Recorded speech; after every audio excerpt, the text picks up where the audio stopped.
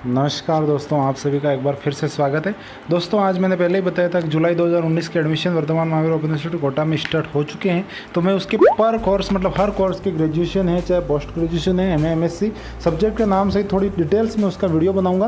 तो मैंने आज जो हमारा वीडियो है वो है बी लिब और डी लिब, मतलब जो बी लिस्ट करवाई जाती है कोटा से और डी लिस्ट करवाई जाती है जो डिप्लोमा इन लाइब्रेरी साइंस है और बैचलर ऑफ लाइब्रेरी और इंफॉर्मेशन साइंस है। उसके बारे में आज मैं फुल इन्फॉर्मेशन देने वाला हूँ कि कब क्या है, कितने सब्जेक्ट हैं, क्या फीस है और क्या प्रोसीजर है, उसका फुल इन्फॉर्मेशन डिटेल्स वीडियो में आपके सामने बताने वाला हूं। तो आज पूरा वीडियो देखेगा बिना स्किप किए और वॉइस को प्रॉपर्ली सुन लीजिएगा, तो आपका जो बी लिस्ट और डी लिस्ट रिलेटेड जो भी क्यूरीज है पूरी सॉल्यूशन हो जाएगा। तो bachelor of library information science जो पुस्तकालय अध्यक्ष बनने के लिए जो मिनिमम एलिजिबिलिटी होती है, अभी जो राजस्थान में भर्ती भी निकली हुई है जिसके फॉर्म भी रीओपन होने वाले हैं, तो आप इस कोर्स को करके चाहे डिप्लोमा कीजिए चाहे बैचलर डिग्री कीजिए, दोनों को करके आप उसमें अप्लाई कर सकते हैं और आप उसके लिए एक अच्छा रोजगार का क्षेत्र चुन सकते हैं और ये घर बैठे आपके आराम से हो जाएगा। उसके क्या क्या है पूरी कार्यशाला वगैरह उसकी फुल इन्फॉर्मेशन लेते हैं। तो चलिए दोस्तों, हम चलते हैं सीधा पीडीएफ रीडर में और वहाँ जाके इसके बारे में समझते हैं। दोस्तों, मैं महेंद्र सिंह रावत वर्धमान महावीर इंस्टीट्यूट कोटा और एजुकेशन रिलेटेड वीडियोस बनाते रहता हूं।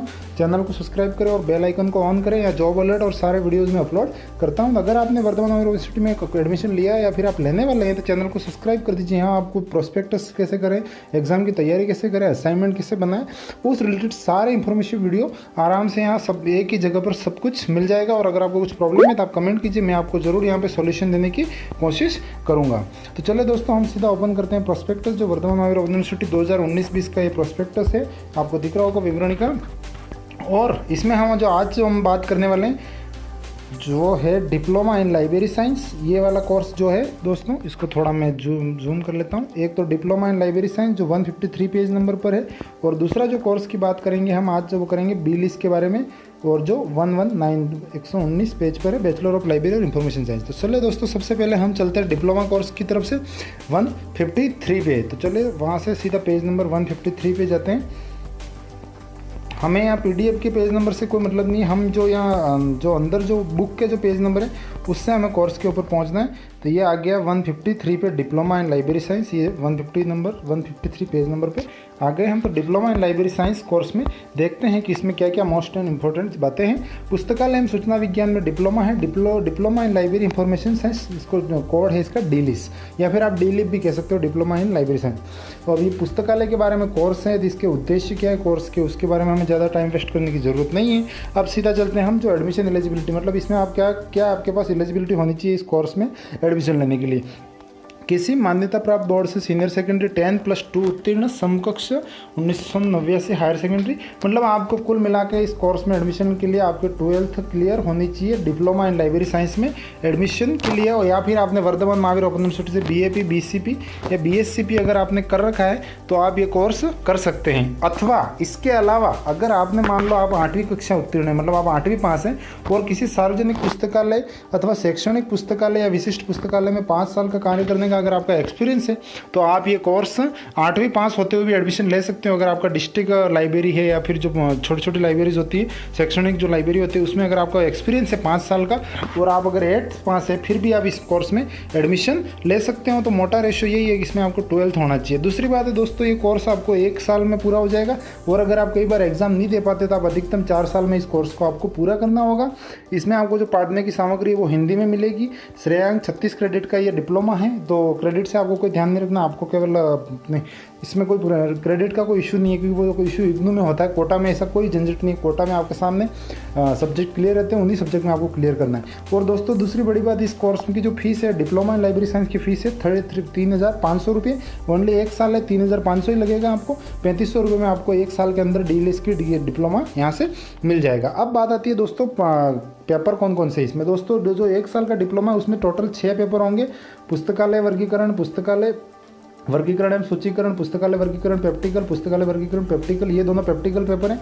और बाकी ये दूसरे पुस्तकालय नित्यचर्या एवं संदर्भ कार्य, विद्यालय एवं सार्वजनिक पुस्तकालय, सूचना सेवा एवं कंप्यूटर अनुप्रयोग। तो मतलब 6 पेपर है। 6 में से दोस्तों ये 2 पेपर जो हैं ये पेप्टिकल के हैं, बाकी 4 जो हैं ये रिटर्न के हैं। ये 4 रिटर्न है और बाकी 2 पेप्टिकल है। तो उसके बारे में और आगे हम यहाँ इन्फॉर्मेशन दे रखी। यह कार्यक्रम विश्वविद्यालय के सभी 7 क्षेत्रीय केंद्र के मॉडल अध्ययन केंद्र पर संचालित किया जाएगा। मतलब जो भी 7 रीजनल सेंटर हैं, उसके 7 रीजनल सेंटर हमारे राजस्थान में 7 सातों संभागों पर हैं। तो वहाँ आपके जो साथ में जो आपके संभाग मुख्यालय है वहाँ पे जो रीजनल सेंटर है वहाँ पे इस कोर्स का एडमिशन वहाँ से ऑनलाइन एडमिशन हो जाएगा, लेकिन सिर्फ आपको जो मतलब परामर्श एवं संपर्क शिविर होगा वो वहाँ पे आपको अटेंड करना पड़ेगा। परामर्श एवं संपर्क शिविर विश्वविद्यालय के क्षेत्रीय केंद्र पर आयोजित किए जाएंगे, जो आपका नज़दीकी संभाग मुख्यालय वहाँ जाके आप इसको अटेंड कर सकते हो। अब दोस्तों जो संपर्क केंद्र है उसमें डी लिस्ट 01, 04, 05, 06 के परामर्श सत्र, मतलब यहाँ पे आपको ये जो डी लिस्ट 01 ये कोर्स है 01, 04, 05 और 06 इनके बारे में आपको पढ़ाया जाएगा वहाँ पे शॉर्ट एंड वे में, तो वहाँ पे उनको आपको पढ़ाई करवाई जाएगी।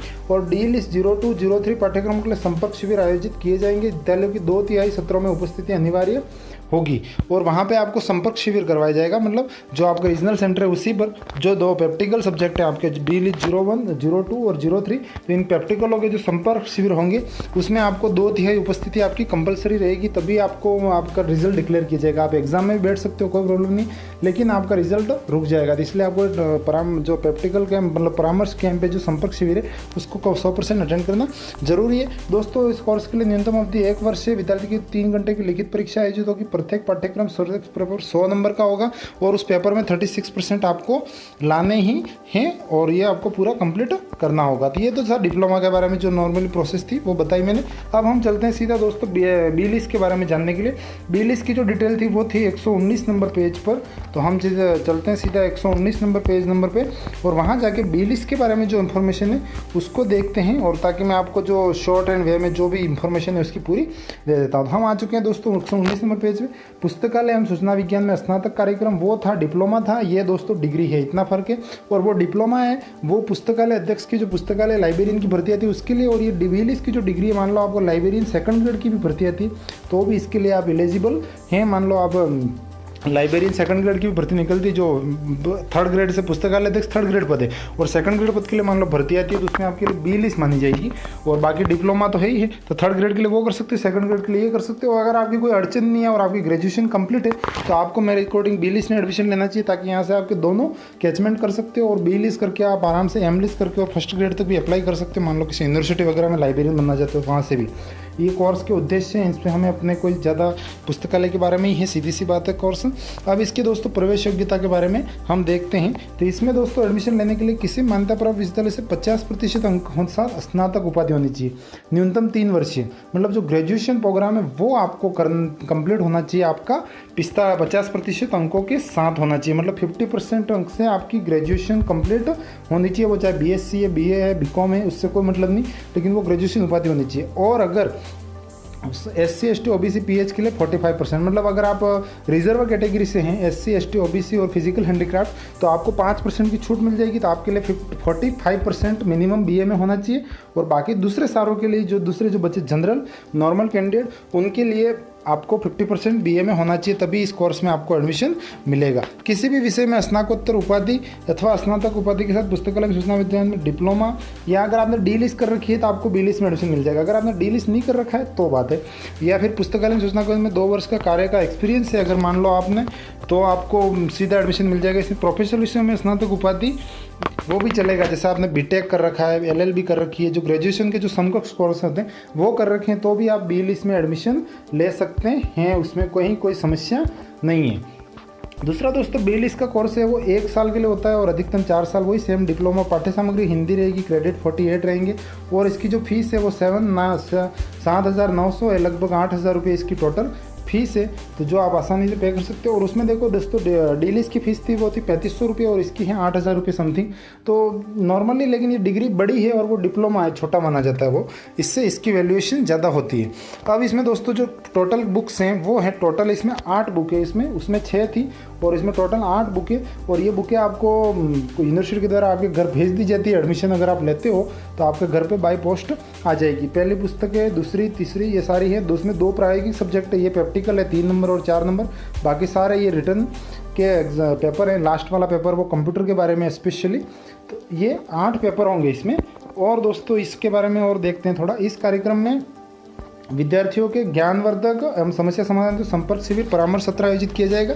जैसे डी लिस्ट में होगा वैसे ही ये 7 क्षेत्रीय केंद्रों पर होगा, मतलब जो रीजनल सेंटर है वहाँ पे इसका परामर्श केंद्र और संपर्क शिविर आयोजित किया जाएगा। तो वो आपको आपके नज़दीक जहाँ भी है वहाँ जाके अटेंड करना होगा और उसमें 2/3 उपस्थिति आपकी कंपलसरी है। बी लिस्ट 1, 2, 5, 6, 7 जो पाठ्यक्रम है उसके परामर्श सत्र होगा, और जो प्रैक्टिकल है बी लिस्ट 3, 4 पाठ्यक्रम में उसके संपर्क शिविर है उसको आपको अटेंड करना है और वहाँ प्रैक्टिकल होगा और उसमें 2/3 सत्रों की उपस्थिति आपकी कंपलसरी है। उसके बाद बी लिस्ट 8 में सैद्धांतिक एवं प्रायोगिक सत्रों का आयोजन प्रायोगिक विद्यार्थी की 2/3 उपस्थिति अनिवार्य होगी। और बी लिस्ट 8 जो कंप्यूटर वाला सब्जेक्ट है उसमें भी आपको प्रैक्टिकल और सैद्धांतिक दोनों होगा। तो प्रैक्टिकल तो आपका वहाँ संपर्क शिविर के लास्ट में ही हो जाएगा, तो उसमें भी आपकी 2/3 उपस्थिति आपको कंपलसरी देनी है। दूसरा उसमें दोस्तों आपको सत्रीय कार्य भी करने होंगे। सत्रीय कार्य मतलब आपको असाइनमेंट करने होंगे। डी लिस्ट में असाइनमेंट का कोई नहीं था, इसमें आपको असाइनमेंट भी करने होंगे। 30 नंबर के प्रत्येक सब्जेक्ट में 30 नंबर के असाइनमेंट होंगे, और उसको असाइनमेंट कैसे करना है उसका वीडियो मैंने बना रखा है, उसका लिंक आपको डिस्क्रिप्शन में मिल जाएगा। असाइनमेंट वाला काम किस प्रकार से करना है और उस असाइनमेंट को करके जो फिक्स तारीख है उससे पहले आपको अपने जो रीजनल सेंटर है वहाँ जाके जमा करवा देना है। उसको जो मैंने तरीका बता रखा है एक वीडियो में उसको देख के और वहाँ जाके जमा करवा देना है, ताकि आपका असाइनमेंट कंप्लीट हो चुके। अगर आप असाइनमेंट जमा नहीं कराएंगे दोस्तों तो आपका रिजल्ट डिक्लेयर नहीं होगा। उसके बाद आपकी जो मुख्य परीक्षा होगी वो न्यूनतम अवधि 1 साल के लिए पूरी होने के बाद 3 घंटे की लिखित परीक्षा प्रत्येक पाठ्यक्रम की होगी। जो 70 नंबर का पेपर आएगा उसमें 36% आपको कंपलसरी लाने हैं। 70 में से 36 लाएंगे तभी आपका वो असाइनमेंट वाला नंबर है वो जुड़ेंगे। अगर आप नहीं ला पाएंगे तो वो नहीं है। और अगर आप किसी को एग्जाम से देने से रह जाते हैं 6 माह बाद होने वाली आगामी परीक्षा के अधिकतम अवधि के अंदर पुनः बैठ सकते हैं। मतलब अगर आपको किसी पेपर में बैक रह जाती है या फिर आप एग्जाम नहीं दे पाते किसी कारण से, तो आपको डिफॉल्टर फॉर्म अप्लाई करना होगा और आप वापस अगले जो 6 महीने बाद जो एग्जाम होता है उसमें आप वापस एग्जाम दे सकते हैं। ये छोटी छोटी तकनीकी जानकारी के लिए आप चैनल से जुड़ जाइए, वहाँ आपको फुल बताया जाएगा। और कुछ भी आपको दिमाग में कुछ कंफ्यूजन है, प्रॉब्लम है, तो आप कमेंट कीजिए, मैं वापस आपको रिप्लाई देने की पूरी कोशिश करूँगा। और ये दोस्तों प्रथम श्रेणी, द्वितीय श्रेणी, उत्तीर्ण, ये यूनिवर्सिटी का जो मार्किंग रेशियो है उसके बारे में बता रखा है।